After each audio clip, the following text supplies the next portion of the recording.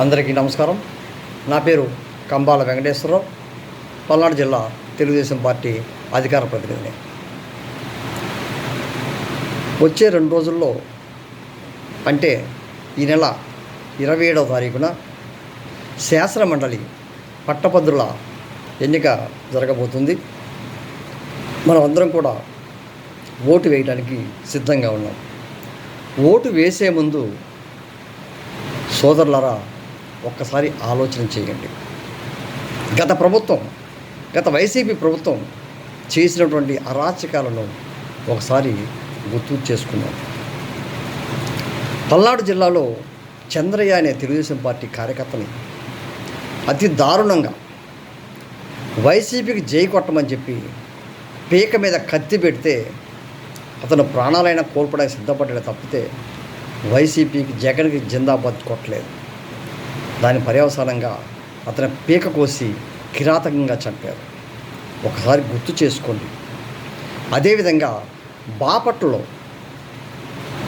ఒక చిన్న బాలుడు వాళ్ళ అక్కని గొడవ చేస్తుంటే దయచేసి మా అక్కను ఏమనొద్దు, గోడ చేయొద్దని కోరినందుకు ఆ బాలుడి మీద పెట్రోల్ పోసి అతి కిరాతకంగా చంపిన విషయాన్ని గుర్తు చేసుకోండి.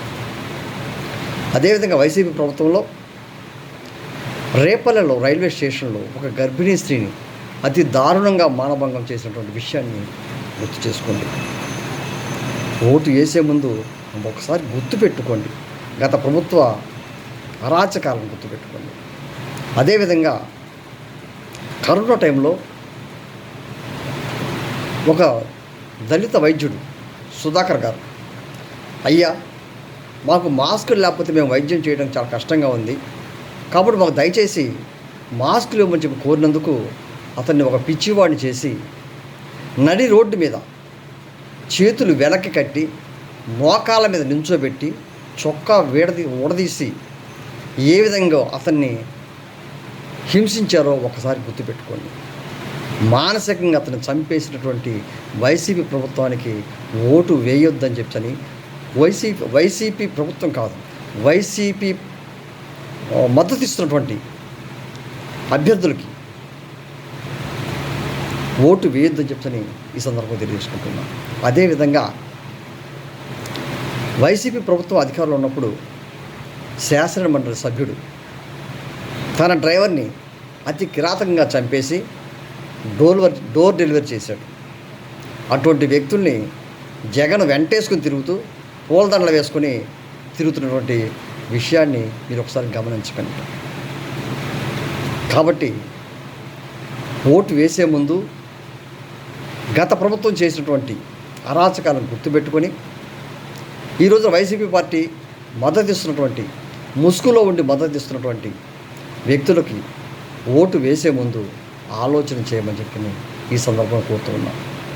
ఉపాధ్యాయ సోదరులకు కూడా ఒక విన్నపం. అయ్యా, వైసీపీ అధికారంలో ఉన్నప్పుడు ఉపాధ్యాయులను ఏ విధంగా ఉపయోగించుకున్నారో ఒకసారి చూడండి. మిమ్మల్ని బాత్రూములు కడిగించారు. అదేవిధంగా వైన్ షాపుల దగ్గర ఒక వాలంటీర్ లాగా ఒక కర్ర ఇచ్చి లైన్లో నుంచోబెట్టడం కోసం మిమ్మల్ని వాడుకున్నారు. మీరు మర్చిపోవద్దు, మనందరం కూడా చదువుకున్న వాళ్ళం, సభ్యతా సంస్కారం ఉన్న వాళ్ళం. అరాచకం చేసినటువంటి పార్టీకి మద్దతు ఇస్తే మనం కూడా అరాచకం చేసినట్టే అనేది గుర్తుపెట్టుకోండి. కాబట్టి రేపు 27వ తారీఖు జరగబోయే ఎన్నికల్లో